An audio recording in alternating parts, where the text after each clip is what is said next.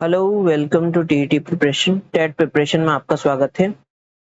आज हम पीवाईक्यूज की श्रेणी में एमपी वर्ग 3 मध्य प्रदेश शिक्षक पात्रता परीक्षा 2020 जिसकी एग्जाम 2022 में हुई थी। 5 मार्च 2022 को पहला पेपर था। शिफ्ट 1 का ये पेपर है। सीडीपी का पोर्शन है। 121 से 150 नंबर तक के प्रश्न सीडीपी के हैं, बाल विकास के हैं। तो प्रीवियस ईयर की श्रेणी में ये आएगा। आइए हम इसके सवाल देखते हैं। प्रश्न देखेंगे 121 से तो 150 तक। ये 3 ऑप्शन दिख रहे होंगे आपको और एक नीचे चौथा। तो 121 नंबर प्रश्न से हम पढ़ेंगे। 5 मार्च 2022 शिफ्ट 1 का पेपर है ये, सीडीपी का, बाल विकास का, एमपी वर्ग 3 का। तो 121 नंबर के प्रश्न से हम करेंगे।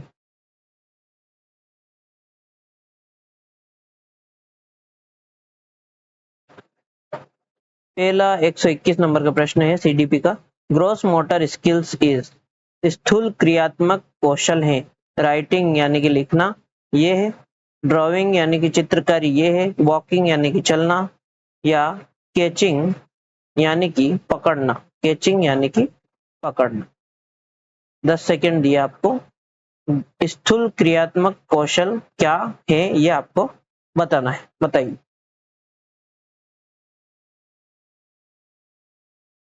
तो देखिए, लिखना जो है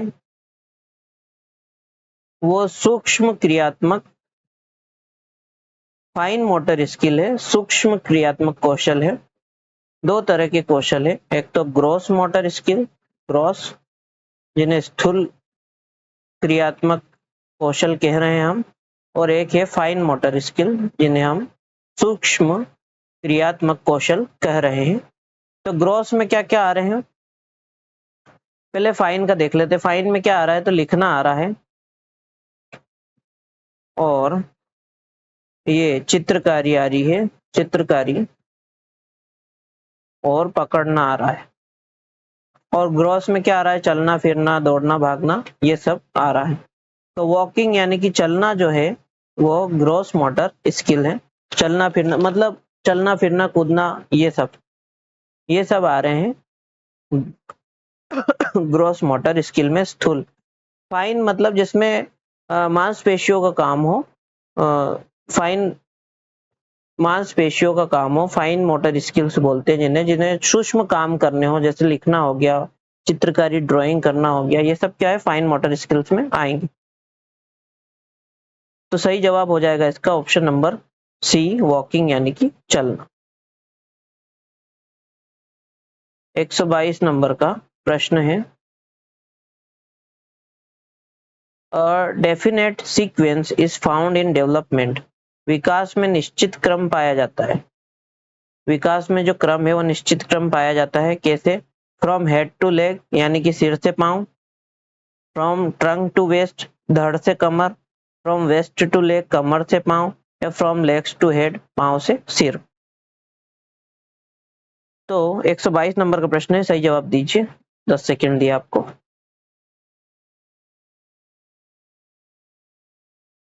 सही जवाब है इसका फ्रॉम हेड टू लेग। शिरोन्मुखी कहते हैं इसे, यानी कि सिर से पांव तक की ओर विकास, सिर से पांव की ओर विकास। और एक और होता है जो मध्य से मतलब मध्य भाग से चारों ओर का विकास, चारों ओर का विकास, केंद्रोन्मुखी भी बोलते हैं उसको। तो 122 नंबर का है, ऑप्शंस के अनुसार ए वाला सही जवाब है, फ्रॉम हेड टू लेग। 123 नंबर का प्रश्न है। चारों ऑप्शन दिख रहे होंगे आपको। 123 नंबर का प्रश्न, चारों ऑप्शन दिख रहे हैं आपको। लिखा है डिटर्मिनेट्स ऑफ डेवलपमेंट इज, विकास के निर्धारक तत्व हैं। विकास के निर्धारक तत्व क्या है? 123 नंबर का प्रश्न है, बताने हैं हमें। हेल्थ ऑफ पेरेंट्स, माता पिता का स्वास्थ्य है। जैसा माता पिता का स्वास्थ्य रहेगा वैसा बच्चे का स्वास्थ्य रहेगा, ऐसा है क्या? या एजुकेशनल लेवल ऑफ पेरेंट्स, माता पिता का शैक्षणिक स्तर, ये विकास के निर्धारक तत्व है कि कैसे विकास होगा बच्चे में? या परिवार का सामाजिक संबंध, सोशल रिलेशन ऑफ फैमिली, ये? या मैच्योरिटी एंड लर्निंग, परिपक्वता एवं सीखना? तो विकास किस पर निर्धारित करता है? तो वो हेरिडिटी एंड एनवायरनमेंट के परस्पर क्रिया से निर्धारित होता है विकास। तो उसके लिए जरूरी है कि परिपक्वता एवं सीखना, मैच्योरिटी आएगी बच्चे में तो वो अपने आप सीखता जाएगा। जैसे जैसे बड़ा होगा वैसे वैसे उसके लेवल की बातें उसकी उम्र के अनुसार उसे समझ में आती जाती हैं। तो 123 नंबर का प्रश्न, सही जवाब ऑप्शन नंबर डी। 124 नंबर का प्रश्न है, चारों ऑप्शन दिख रहे हैं आपको। Running and climbing is related to, दौड़ना एवं चढ़ना निम्नलिखित में से संबंधित है। देखिए दौड़ दौड़ रहा है और चढ़ रहा है। अभी हमने क्वेश्चन किया है मोटर डेवलपमेंट ऑफ लेग्स, पावों का क्रियात्मक कौशल, ये है। मोटर डेवलपमेंट ऑफ हैंड, हाथों का क्रियात्मक कौशल है। मोटर डेवलपमेंट ऑफ ट्रंक, धड़ का क्रियात्मक कौशल है। या फिजिकल डेवलपमेंट, शारीरिक विकास है। 124 नंबर का प्रश्न है, आपको सही जवाब देना है, बताइए। 124 नंबर का प्रश्न, सही जवाब दीजिए, 10 सेकंड दिए आपको। तो रनिंग और क्लाइंबिंग, चढ़ रहा है और दौड़ रहा है, किससे संबंधित है? मोटर डेवलपमेंट ऑफ लेग्स, इसमें पावों का क्रियात्मक कौशल हो रहा है। तो बकायदा रनिंग और क्लाइंबिंग, चढ़ने में और दौड़ने में किसका हो रहा है, आप बताइए। सही जवाब मोटर डेवलपमेंट ऑफ लेग्स है, ये माना है, ए ऑप्शन माना है, विभाग ने ए ऑप्शन माना है। हालांकि ये फिजिकल डेवलपमेंट भी हो सकता था, लेकिन मोटर रनिंग एंड क्लाइंबिंग में पावों का और दौड़ने में पावों का योगदान अधिक है, तो इसलिए शायद इन्होंने पावों का क्रियात्मक कौशल माना है। तो 124 का पहला ए ऑप्शन इन्होंने सही माना है, हम ए ऑप्शन ही लगाएंगे। अगला 125 नंबर का प्रश्न है। हाँ, 125 नंबर का प्रश्न आएगा, growth and development are, growth and development are, वृद्धि एवं विकास एक दूसरे से रिक्त स्थान है। वृद्धि और विकास एक दूसरे से रिक्त स्थान है, क्या है? इंटर रिलेटेड एंड इंटरडिपेंडेंट, अंतर संबंधित और आत्मनिर्भर है। अपोजिट यानी कि विपरीत है। सिमिलर यानी कि समान है। डिफरेंट यानी कि अलग अलग। तो किसके बारे में पूछा गया है? ग्रोथ एंड डेवलपमेंट, वृद्धि एवं विकास के बारे में एक दूसरे के क्या है? ये अंतर संबंधित और आत्मनिर्भर है कि विपरीत है कि समान है कि अलग अलग? वृद्धि और विकास। 10 सेकंड दिया आपको, सही जवाब आप देंगे। तो विपरीत नहीं है, समान भी नहीं है, अलग अलग भी नहीं है, ये अंतर संबंधित है, एक दूसरे पर निर्भर है, अंतर निर्भर है। ग्रोथ और डेवलपमेंट, जैसे जैसे ग्रोथ होगी बच्चे में वैसे वैसे उसका विकास होगा। अगला 126 नंबर का प्रश्न है, embryo attach to which part of mother, भ्रूण किसकी सहायता से मां के शरीर से जुड़ा रहता है? तो एम्बियल कॉर्ड की सहायता से, नाभिनाल की सहायता से, प्लेजेंटा या अपरा की सहायता से, ब्लड कैपिलरीज यानी रक्त कोशिकाओं की सहायता से, कि ब्लड आर्टरी यानी रक्त धमनी की सहायता से जुड़ा रहता है? तो जो भ्रूण है, मां के गर्भ में जो भ्रूण है वो किससे जुड़ा रहता है? 10 सेकंड आपको, सही जवाब देंगे आप। बहुत सारे बोलेंगे कि नाभिनाल से जुड़ा है, लेकिन नहीं, वो प्लेजेंटा से जुड़ा रहता है, अपरा से जुड़ा रहता है। 126 का सही जवाब है ऑप्शन नंबर बी। 127 नंबर का प्रश्न आ गया आपके स्क्रीन पर, चार ऑप्शन आपको दिख रहे हैं। अच्छा, ये डबल डबल दिख रहे हैं, तो ये हिंदी इंग्लिश दोनों के लिखे, चूंकि ये ऑनलाइन एग्जाम हुई थी इसलिए। 75% of brain 75% brain develop in which age, मस्तिष्क का 75% विकास किस आयु में होता है? 2 वर्ष में, 5 वर्ष में, कि 10 वर्ष में, कि 21 वर्ष? सही जवाब आपको देना है, 10 सेकंड दिया। तो कहा जाता है कि बच्चे का जो मस्तिष्क का विकास है 75% 5 वर्ष में हो जाता है, बाकी 25% सिखाने की कवायद में हम सब टीचर लगे हुए हैं, उसको डेवलपमेंट में कराने में लगे हुए हैं। फिर अगला 128 नंबर का प्रश्न है, इंग्लिश वाला ऊपर लिखा है कि the process of spoon holding is learn by child. 128 number का प्रश्न है, चारों ऑप्शन आपको दिख रहे हैं।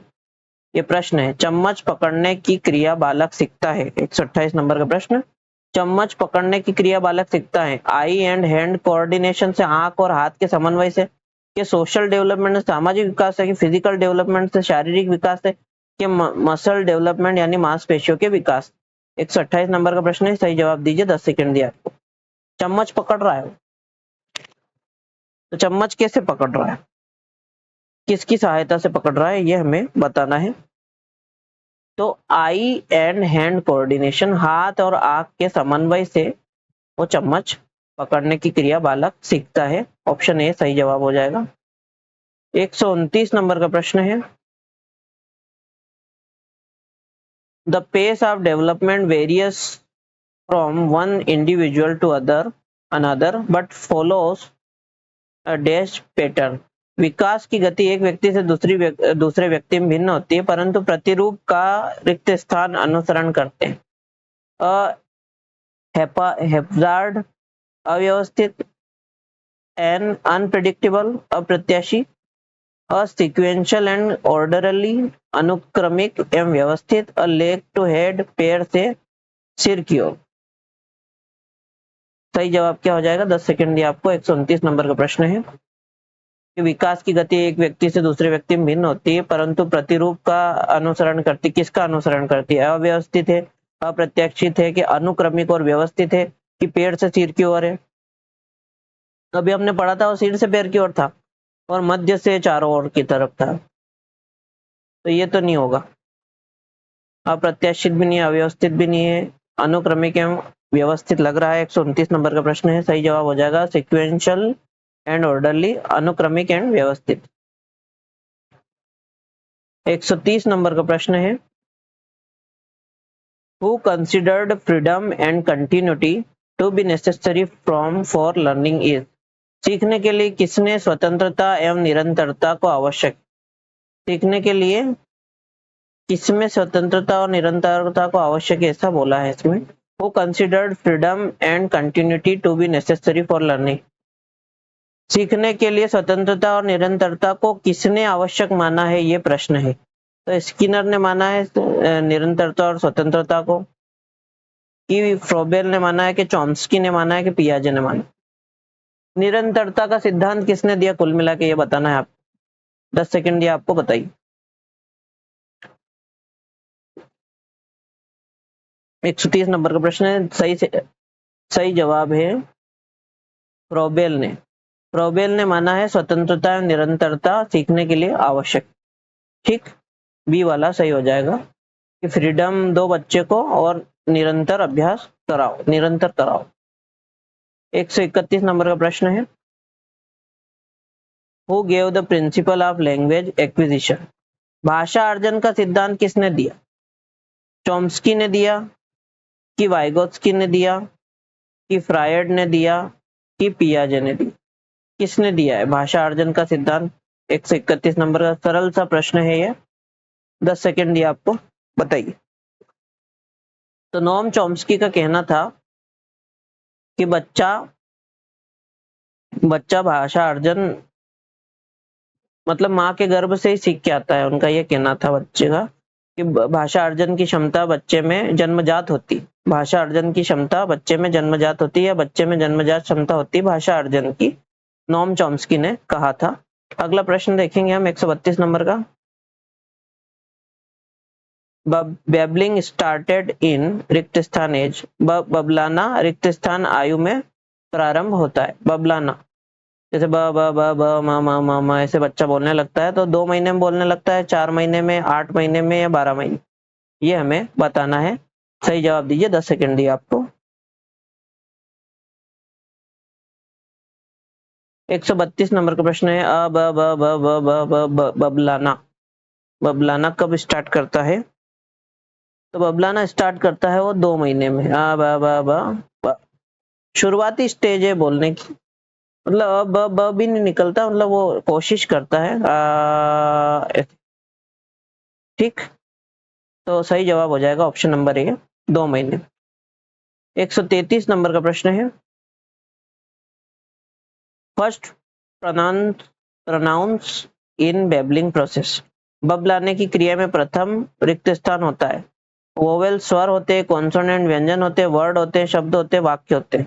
तो वाक्य तो बोल ही नहीं पाता वो शुरू शुरू में। तो सही जवाब दीजिए, 10 सेकंड दिए आपको, कि बबलाने की क्रिया में प्रथम स्वर क्या निकलता है, उसका प्रथम क्या निकलता है, स्वर निकलता है, व्यंजन निकलता है, शब्द निकलता है, वाक्य निकलता है। 133 नंबर का प्रश्न है, तो ऐसे निकलता है, वोवेल निकलते हैं, अ ई उ री। अ ई उ में से कुछ भी निकल सकता है, करता रहेगा बच्चा शुरू में। बच्चे छोटे बच्चों को देखना आप, करेंगे वो, तो ऐसे वोवेल स्वर निकलेंगे। 134 नंबर का प्रश्न है, how does the economic status affect the learning of students. एक विद्यार्थी अधिगम पर उसकी आर्थिक स्थिति कैसी है का किस प्रकार प्रभाव पड़ता है, किस प्रकार प्रभाव पड़ता है। बच्चा अगर गरीब है या अमीर है तो उस पर, उसकी लर्निंग पर कैसा अभाव पड़ेगा।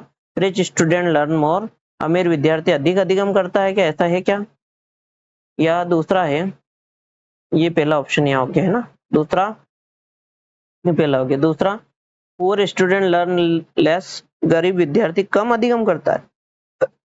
तीसरा, not affect of any type, किसी प्रकार का प्रभाव नहीं पड़ता। चौथा है, पुअर स्टूडेंट लर्न मोर, गरीब विद्यार्थी अधिक अधिगम करता है। सही जवाब क्या हो जाएगा प्रश्न क्रमांक 134 का, बताइए, क्या अमीर या गरीब होने से आर्थिक स्थिति से क्या प्रभाव पड़ता है बच्चे की लर्निंग पर।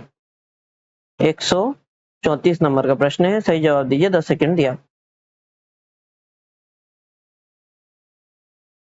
तो सही जवाब है, किसी भी प्रकार का प्रभाव नहीं पड़ता है, नीचे वाला नहीं है, not affect of any type, किसी भी प्रभाव उसकी लर्निंग पर तो नहीं पड़ता है।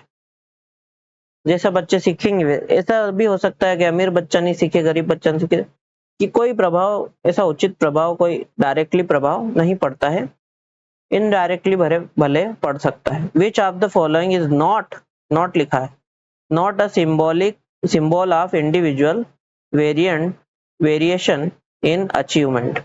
निम्न में से कौन सा विकल्प उपलब्धि में व्यक्तिगत भिन्नता का प्रतीक नहीं है, नहीं है ये बताना। उपलब्धि में व्यक्तिगत भिन्नता का प्रतीक नहीं है, symbol of individual variation in achievement, क्या नहीं है। पहला है, वेरिएशन इन प्रायर एक्सपीरियंस, पूर्व अनुभवों में विभिन्नता। जेंडर वेरिएशन, लिंग में विभिन्नता। वेरिएशन इन इंटरेस्ट, रुचियों में विभिन्नता। वेरिएशन इन प्रायर गाइडेंस, पूर्व निर्देशन में विभिन्नता। सही जवाब दीजिए, 10 सेकंड दिए आपको। 135 नंबर का प्रश्न है, कौन सा विकल्प जो है वो उपलब्धि में व्यक्तिगत भिन्नता का प्रतीक नहीं है। उपलब्धि, अचीवमेंट में है ना व्यक्तिगत भिन्नता होती है, तो उसका प्रतीक नहीं है। कौन नहीं है, पूर्व अनुभवों में विभिन्नता, लिंग में विभिन्नता, या रुचियों में या पूर्व निर्देशन में विभिन्नता, कौन सा नहीं है ये हमें बताना है। 135 नंबर का प्रश्न है, तो जेंडर वेरिएशन लड़का लड़की होने से कोई फर्क नहीं पड़ता है, बाकी इन सब से फर्क पड़ता है। पूर्व अनुभवों में भिन्नता या रुचियों में विभिन्नता, पूर्व निर्देशन में, लेकिन उपलब्धि, कौन ज्यादा अचीवमेंट हासिल करेगा तो वो लड़का होगा या लड़की होगा, इससे डिसाइड नहीं होता है। लड़का भी अधिक अचीवमेंट, अधिक उपलब्धि हासिल कर सकता है, लड़कियां भी कर सकती है, तो लिंग का कोई प्रभाव नहीं होगा। 136 नंबर का प्रश्न देखेंगे, which is the most appropriate mistakes that occurred by the students during learning process। सीखने की प्रक्रिया में विद्यार्थी द्वारा की गई त्रुटियों लिखा है के संबंध में कौन सा कथन सर्वोत्तम है।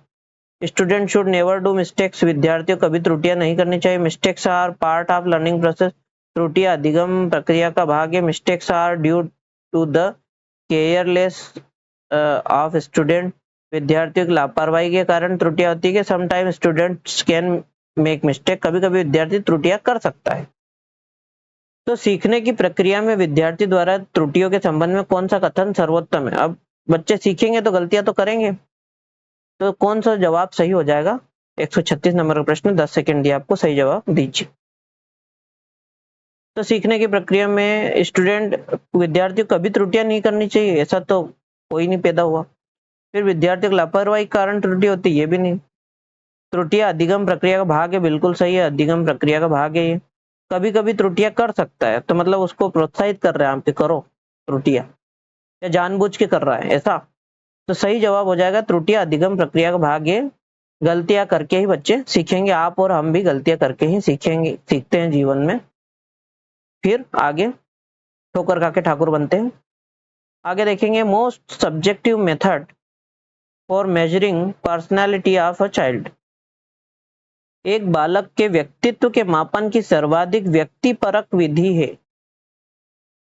कौन सी है? प्रोजेक्ट मेथड है, प्रक्षेपी विधि है, इंटरव्यू मेथड है, साक्षात्कार विधि है, या क्वेश्चनेयर मेथड यानी प्रश्नावली विधि है, या सोशियोमेट्रिक मेथड या समाज मिति विधि? कौन सी विधि है हमें बताना है। प्रक्षेपी विधि मतलब प्रोजेक्ट मेथड, और बाकी आपके सामने है, सही जवाब दीजिए। 10 सेकंड दिए आपको, प्रश्न क्रमांक 137 से 10 सेकंड में आंसर दीजिए।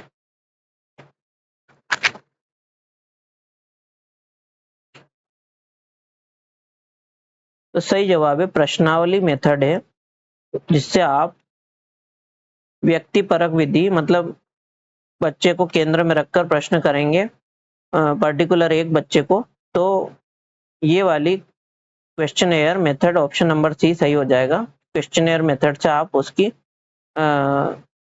व्यक्तित्व का मापन कर पाएंगे।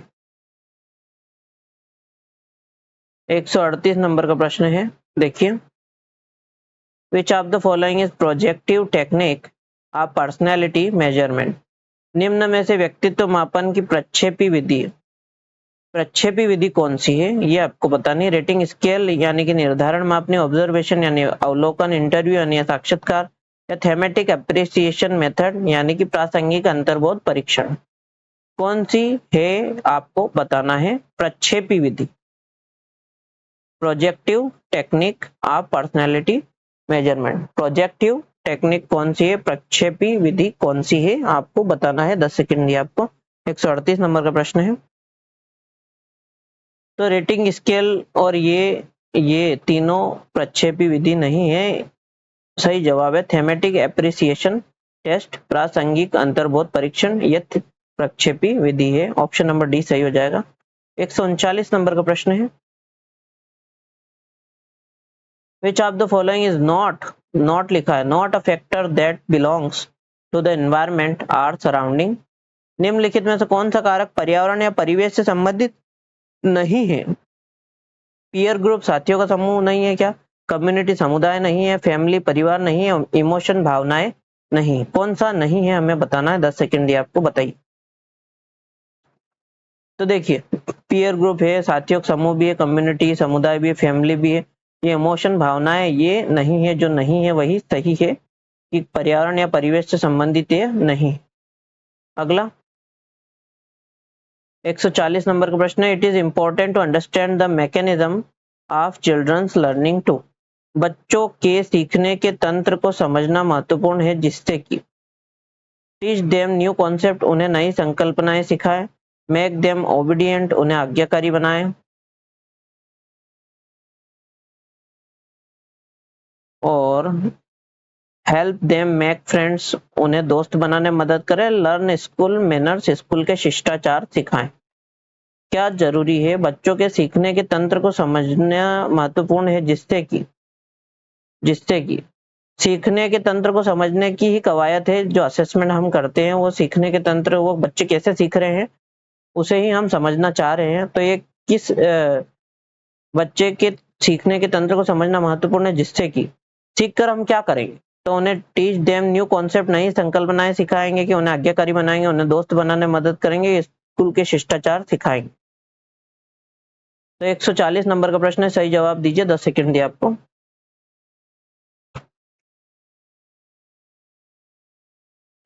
सही जवाब है, हम नए कॉन्सेप्ट सिखाने के लिए, उन्हें नई संकल्पनाएं सिखाने के लिए हम उन्हें सीखने के तंत्र को समझना चाह रहे हैं, ताकि बच्चों को नए कॉन्सेप्ट समझाने में हमें मदद मिले और हम कैसे जल्दी से जल्दी बच्चे को समझा पाएं, उसकी जिज्ञासाओं को परिपूर्ण कर पाएं, इस बारे में ही कवायद है। इसी के लिए असेसमेंट वगैरह होते हैं। It is through this that human competence and ability to function in their environment get enhanced। यह रिक्त स्थान के माध्यम से है कि मनुष्य की क्षमता और उनके वातावरण में कार्य करने की क्षमता में वृद्धि होती। यह सिटिंग बैठने के माध्यम से, या स्लीपिंग सोने के माध्यम से, या लर्निंग सीखने के माध्यम से, वॉकिंग चलने के माध्यम। अब देखो, लर्निंग के सीख रहा हूं लिख दिया है, हालांकि इसका हिंदी अनुवाद यही होगा, लेकिन लर्निंग मतलब सीखने सीखने आता है यहाँ। सही जवाब दीजिए, 10 सेकंड दिया आपको। बड़ा ही सिंपल सा प्रश्न है। तो सिटिंग बैठने के हिसाब से नहीं है, स्लीपिंग के हिसाब से, लर्निंग के हिसाब से, कि लर्निंग के माध्यम से मनुष्य की क्षमता और उनके वातावरण में कार्य करने की क्षमता में वृद्धि होती है। निरंतर सीखते जाएंगे तो अपने आप को हम परिपूर्ण बनाते जाएंगे। ऑप्शन यहाँ है, ठीक है। 142 नंबर का प्रश्न है, it is important for the teachers to explore how children. शिक्षकों के लिए यह जानना महत्वपूर्ण है कि बच्चे कैसे थिंक सोचते हैं, लर्न सीखते हैं। चूज द करेक्ट, सही कोड चुनिए। तो इनका पहला है, ओनली, केवल एक ये ऑप्शन है, केवल एक, मतलब सोचते हैं, केवल यही जानना है कि केवल दो, सीखते कैसे हैं, क्या बोथ, सोचते और सीखते दोनों, या नेदर, ना तो एक और ना ही दो, ना तो सोचते कैसे ना सीखते कैसे, दोनों नहीं जानना चाहते हम। तो 142 नंबर का प्रश्न है, सही जवाब दीजिए, 10 सेकंड दिया आपको।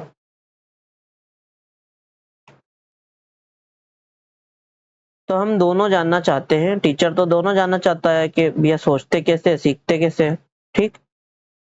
अगला प्रश्न है 143 नंबर का, learning has been considered partially a cognitive process and partially ARN-1।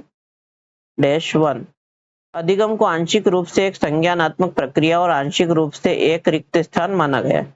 जो अधिगम है, सीखना है, उसको कुछ तो संज्ञानात्मक प्रक्रिया और कुछ क्या माना गया है, कुछ सोशल, सामाजिक और स्नेही माना गया है, कि इनकॉग्निटिव माना गया है, असंज्ञानात्मक, के पैसिव माना गया, निष्क्रिय माना गया है, कि इलॉजिकल, विसंगति माना गया है। तो जो अधिगम को आंशिक रूप से एक संज्ञानात्मक प्रक्रिया और आंशिक रूप से क्या है, एक कौन सी प्रक्रिया है, ये हमें बताना है। 143 नंबर का प्रश्न है। चारों जवाब आपके सामने हैं, सही जवाब दीजिए, 10 सेकंड दिया आपको।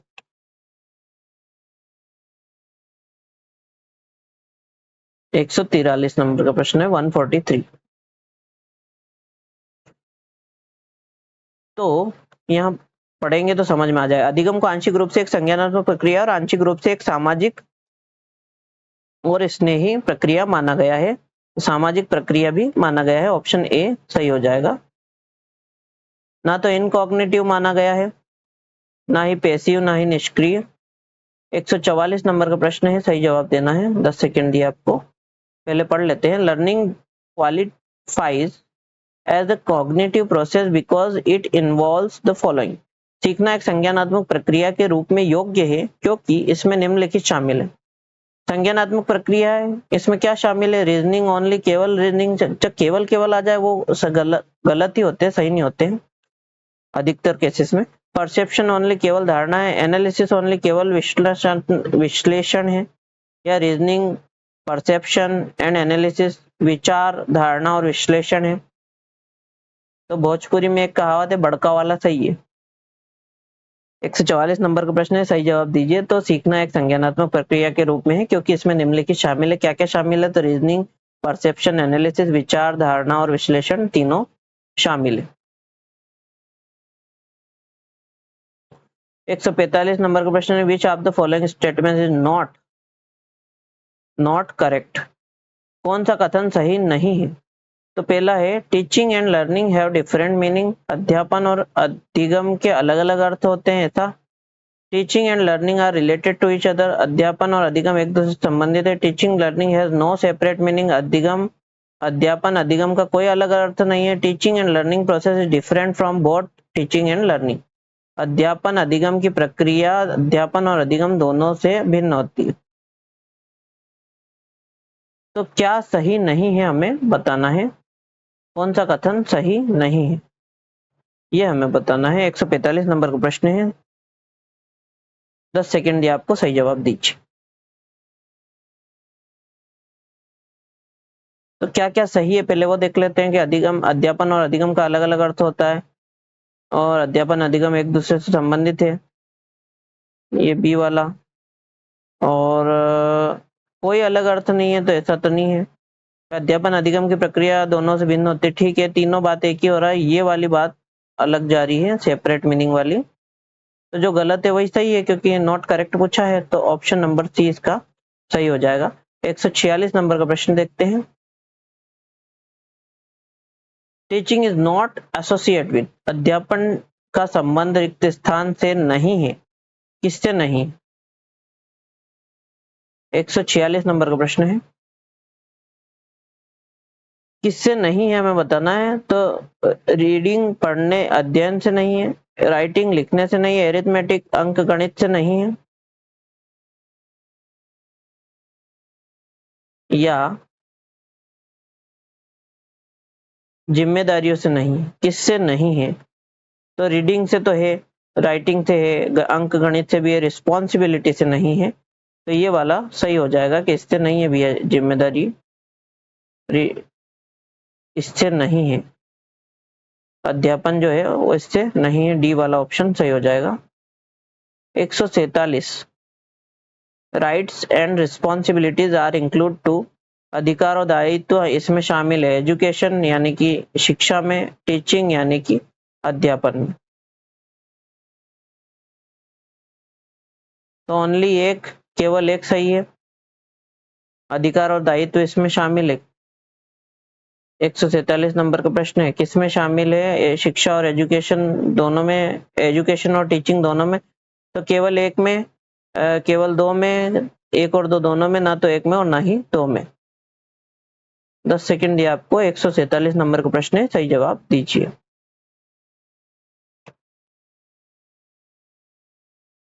तो अधिकार और दायित्व, अधिकार और दायित्व, जिम्मेदारी और अधिकार दोनों किस में है? तो शिक्षा एजुकेशन में है या टीचिंग में? तो एजुकेशन में है। 147 नंबर का प्रश्न है, एजुकेशन में है ये, ऑप्शन ए। एजुकेशन में अधिकार और दायित्व, राइट्स एंड रिस्पॉन्सिबिलिटी एजुकेशन में है। फिर अगला 148 नंबर का प्रश्न है, लर्निंग एंड थिंकिंग आर रिक्त स्थान डैश प्रोसेस। अधिगम और सोचना रिक्त स्थान प्रक्रियाएं हैं। रिलेटिव, अपेक्षिक, कॉन्टेक्चुअल, प्रासंगिक। 148 नंबर का प्रश्न है, ये इसके ऑप्शन है। ओनली वन, केवल एक, केवल दो, एक और दो, ना ही एक और ना ही दो। सही जवाब क्या हो जाएगा? 148 नंबर का प्रश्न। अधिगम और सोचना, लर्निंग एंड थिंकिंग रिलेटिव है, कॉन्टेक्चुअल है, ये हमें बताना है। 10 सेकंड दिया आपको। तो एक और दो दोनों, यानी कि आपेक्षिक भी है और प्रासंगिक भी है, रिलेटिव भी है और कॉन्टेक्चुअल भी है। फिर 149 नंबर का प्रश्न है, Who among the following is are the active participants in the learning process? Teacher, learning, learner. निम्नलिखित में से कौन सी प्रक्रिया में सीखने की प्रक्रिया में सक्रिय भागीदार है? शिक्षक और शिक्षार्थी। सही कोड चुने। केवल एक, केवल दो, केवल एक और दो, ना तो एक और ना ही दो। तो सही जवाब दीजिए। 10 सेकंड दिया आपको। 149 नंबर का प्रश्न है।